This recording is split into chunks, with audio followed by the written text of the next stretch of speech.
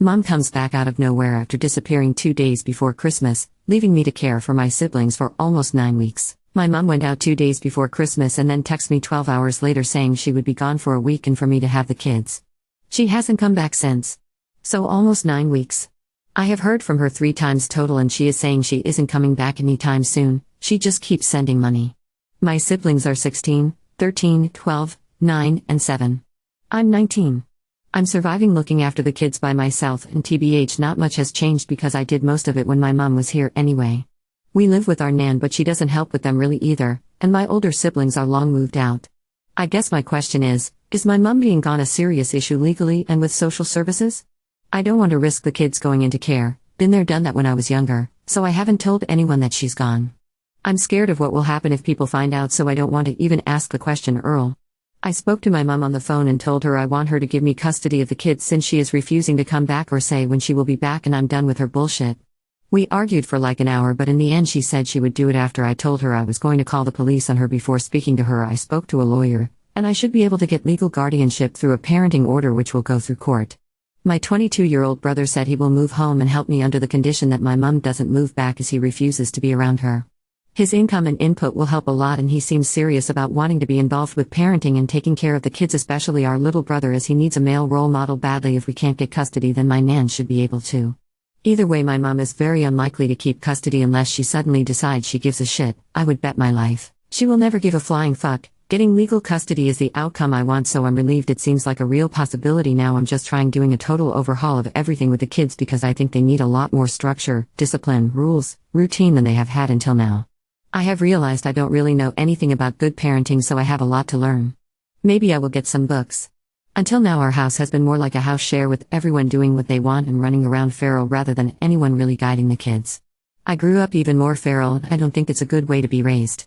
So I'm starting a bath and bedtime routine for the youngest two, and a curfew for the teenagers.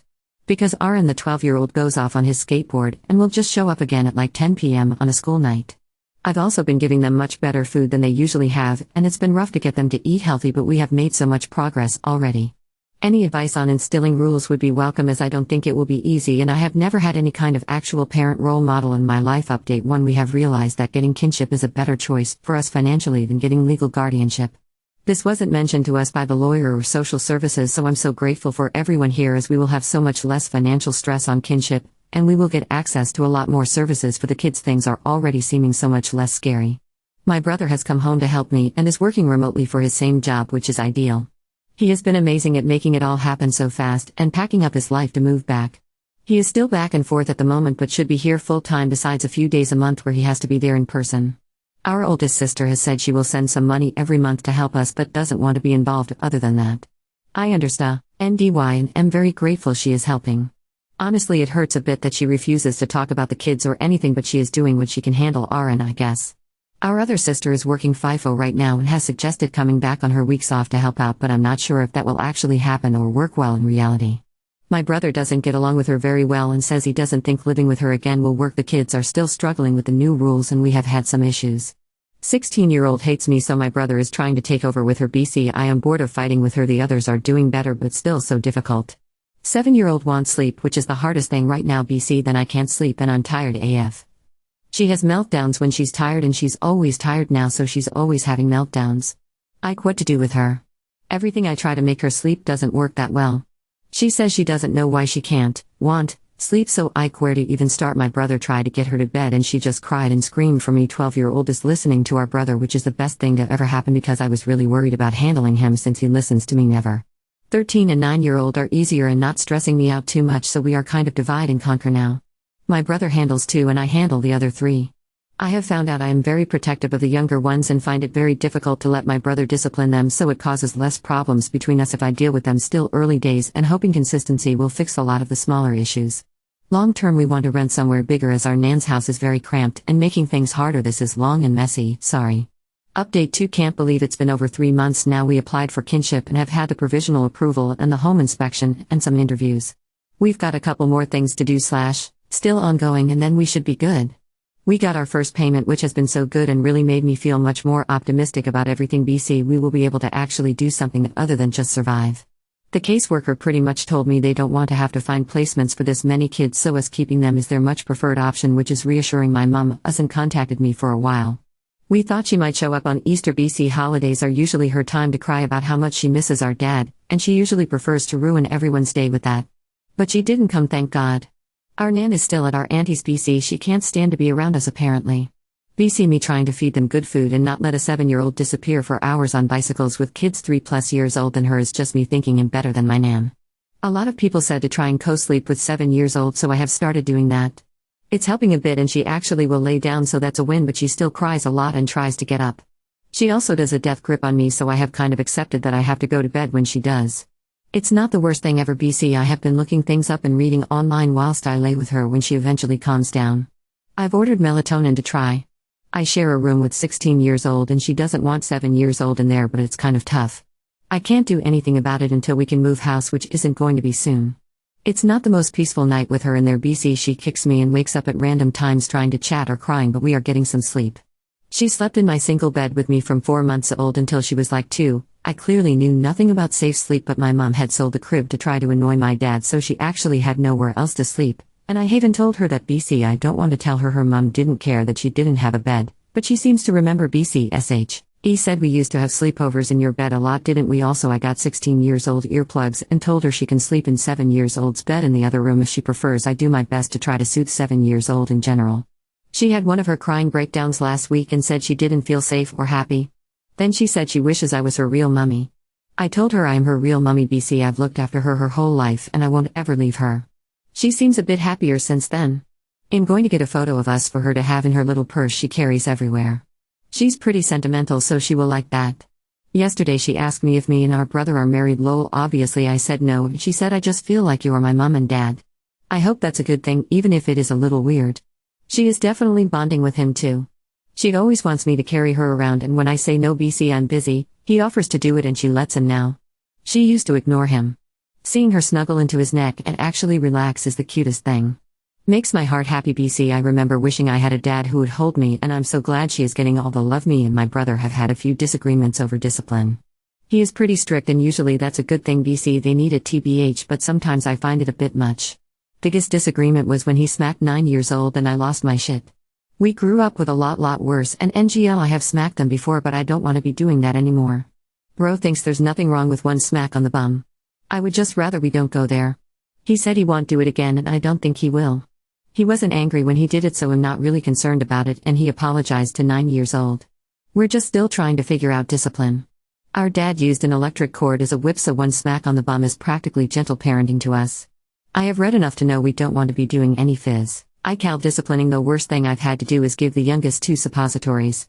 My sister gave me money to take them to the GP. BC I was worried about them and couldn't find any for free and didn't want to wait for kinship. Turns out they are both malnourished, underweight and constipated AF. And they've missed some vaccines. For the constipation we tried medicine and more fiber and more water, but no bueno, so it had to be the suppositories. BC the doctor said it was verging on severe. I tried to explain it to them and make the whole thing easy, but it turned into quite the drama. 9 years old was easier but still took me a while. 7 years old was impossible and everyone got too stressed on day 1, so we left it and she was still not complying on day 2, so my brother had to get involved and pretty much had to hold her down. BC I called the doctor and she said either we do it or I take her in, and they do it. So we had no choice really, and I still feel horrible about it. I'm obsessed with what they're eating now. BC I do not want anyone going through that again.